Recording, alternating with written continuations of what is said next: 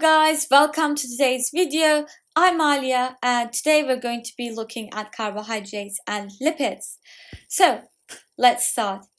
Now we're going to start with carbohydrates and specifically monosaccharides. So first off, what are monosaccharides? Monosaccharides are single sugar units. Saccharide means sugar and mono means single. So monosaccharides are actually monomers, which means they are the most basic unit of carbohydrates. So what are some examples of monosaccharides? First off, we have glucose, then we have fructose and galactose. These are the three main monosaccharides that you'll encounter in your IB journey. Moving on, disaccharides. So what are disaccharides? Di means two, which suggests that we're actually going to link two molecules together, which is essentially linking two monosaccharides together. For example, maltose is made by linking two glucose molecules together. Fructose is made by linking glucose and sucrose is made by linking glucose and fructose, and lactose is made by linking glucose with galactose. And then we have polysaccharides, which are basically many monosaccharides linked together. In this video, we're going to be looking at three polysaccharides, which are starch, glycogen, and cellulose. These are all made of glucose monomers, right? All of them are made of glucose. Now, how do we actually go from monosaccharides to disaccharides to polysaccharides? Let's look at the biochemical process a bit. So first off, these are condensation reactions, which means that we synthesize a new molecule at the expense of one water molecule and ATP, which is basically energy. So in this reaction, for example, we have two monosaccharides, and here we see that a water molecule exits in this condensation reaction in the presence of energy, which is in the form of ATP. We create a disaccharide, and the bond between the two glucose or any other sugar monosaccharide is a glycosidic bond.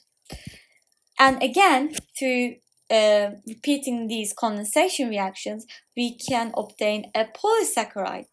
To go back to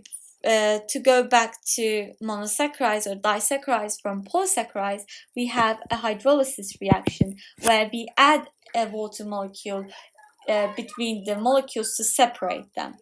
Now, since condensation reactions require energy, we can say that they're anabolic reactions because you're creating and synthesizing a new molecule, therefore ATP is required. Now, let's come to our polysaccharides.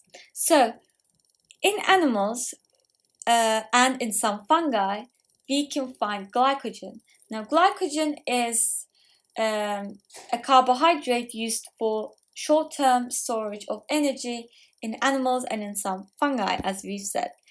In plants, we have cellulose and starch. Now, starch, like glycogen, is also used as a means of storage of energy, but cellulose is a structural element. So, cellulose is used for mechanic support in cell walls, and we'll get to that in a minute. So, first off, let's look at the structure of glucose, the main building block of our polysaccharides. Now, there are two types of glucose, alpha glucose and beta glucose. The main difference between these two, as you can see, is that there is a hydrogen atom on the upward side of alpha glucose, but it's replaced by hydroxyl group in the beta glucose molecule. As we're going to see, this will account for various differences in structure. So first off, let's start with cellulose, our only structural element in this video. So, cellulose is made up of beta-glucose molecules. And as we can perhaps notice here, that the way that these are looking, the molecules are actually flipped continuously. And this shows that there is an alternating structure in cellulose, and that is actually the case here. Each glucose molecule is positioned 180 degrees to the previous one. So what does this mean for us? This means that since there is an alternating structure, this creates a trans-like structure, which if you seen lipids and phospholipids before, the cis and trans structures, it actually creates a straight chain. So we can say that cellulose has an unbranched straight chain of beta-glucose, and the hydrogen bonds between many of these chains, when they come together, create cellulose microfibrils, which have high tensile strength. And this high tensile strength is quite important for providing the cell with mechanical support in the cell wall, because it allows the plant cell to withstand the turgor pressure that is caused by an influx of water into the cell by osmosis. So, to recap here very quickly, beta-glucose molecules are in an alternate structure, and because this creates a straight structure that allows many cellulose chains to come together to create cellulose microfibrils, which have very high tensile strength, the plant cell is able to withstand the water pressure that builds up inside the cell. So if we take a closer look at the glycosidic bond between these two, we can see here that a water molecule has exited and a glycosidic bond has formed between the first and the fourth carbon of two glucose molecules. And here again, let's see how this glycosidic bond forms. So we are going to lose, in 1 second, so we lose this hydrogen and this hydroxyl group from this glucose molecule and the other glucose molecule, and these form H2O. And then this oxygen molecule comes here into the middle, and there we have a glycosidic bond, just like this. Now, this reaction, don't forget, once again requires ATP, and a general formula for calculating the amount of ATP used in these condensation reactions is N-1, where N represents the number of molecules. So to link these three beta-glucose molecules together, we are going to use 2 ATPs, which equals the number of glycosidic bonds that are actually present in the structure right now. So let's move on to starch. Now here, you can see that there is no alternating structure, and in starch we have alpha glucose molecules. So then we can make an assumption. If alternating structures result in unbranched straight chains, then starch is going to have a curved shape, which is in fact true. So the structure that you see right now, this drawing, there is a glycosidic bond between every first carbon atom and the fourth carbon atom on the next glucose molecule, and this goes on like that. So, but there is also another type of starch called amylopectin, where there is a carbon linkage, an alpha carbon linkage at 1,6, which creates a branched globular shape, and amylose, the structure that you see drawn there, where there is an alpha carbon linkage between the first and the fourth carbon, which creates an unbranched yet curved helix shape. So amylose forms a helix, whereas amylopectin forms a globular shape, and we're going to look at these two here right now. So amylose, once again, there is an alpha 1 full glycosidic linkage. If you write this in this exact format, you can get full marks from the mark scheme. And you can see that in amylopectin, there is, alongside with these, which make up the amylose section, there is also in amylopectin, there is also a alpha-1,6 glycosidic linkage at branch point. And then there is a continuing alpha-1,4 glycosidic linkage after that branching point. So, starch is used as a short-term energy storage in plants as well. And moving on to the animal equivalent of that, we have glycogen. So starch is only synthesized by plants and glycogen is synthesized by animals. Now the glycogen structure is quite similar to starch, and we once again have that alpha-1,6 linkage at branch points and alpha-1,4 linkages throughout the other chains. Now these are, as we mentioned before, synthesized by animals and some fungi. It's stored in the liver and in some muscles and is used as a short-term storage of energy. Once again, glycosidic bonds are present between the glucose monomers. Now let's move on to lipids, and today we're actually going to be looking at a specific type of lipids called triglycerides. So triglycerides are used as energy stores, and they are one of the principal groups of lipids, and they are the principal fat in adipose tissue in humans and oil in sunflower seeds.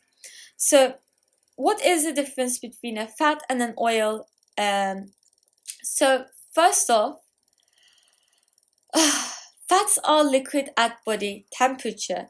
However, they're solid at room temperature, which is around 20 centigrade degrees, whereas oils are liquid at both body temperature, which is 37 Celsius degrees, and at room temperature. Now, fats are also synthesized by animals, whereas oils are mostly synthesized by plants. Now, a triglyceride is made by combining 3 fatty acids with 1 glycerol. As you can see here, the glycerol molecule and the 3 fatty acids, 1 hydrogen from the hydroxyl group of glycerol and a hydroxyl group from the carboxyl group of fatty acids links together to form a water molecule in this condensation reaction where an ester bond forms. So the bond here is called an ester bond, and to generalize it and go into a bit of chemistry, this type of bond is formed when an acid reacts with the hydroxyl group in an alcohol. So in this case, the reaction is between the carboxyl group on a fatty acid here and the hydroxyl group on the glycerol. Now, triglycerides we mentioned are used as energy stores, but let's get in a bit deeper into that. So, to compare energy storage between lipids and carbohydrates, for long-term storage we prefer lipids. For short-term storage we prefer carbohydrates. Why? First of all, lipids release twice as much as energy per gram when compared to carbohydrates, which means that there is a higher energy to body mass ratio because you don't need to have twice as much mass as you would in carbohydrates to release the same amount of energy. So in that way, lipids actually contribute to us having a lower body mass, which is important in animals where flying is quite their living style, for example, birds and bats. Moving on with that, lipids also provide insulation. So carbohydrates aren't good on that front. This is important for animals who live on around the Arctic, so where heat insulation is quite important, and lipids can also act as a shock absorber, which is the reason why we see adipose tissue around the kidneys and some other organs.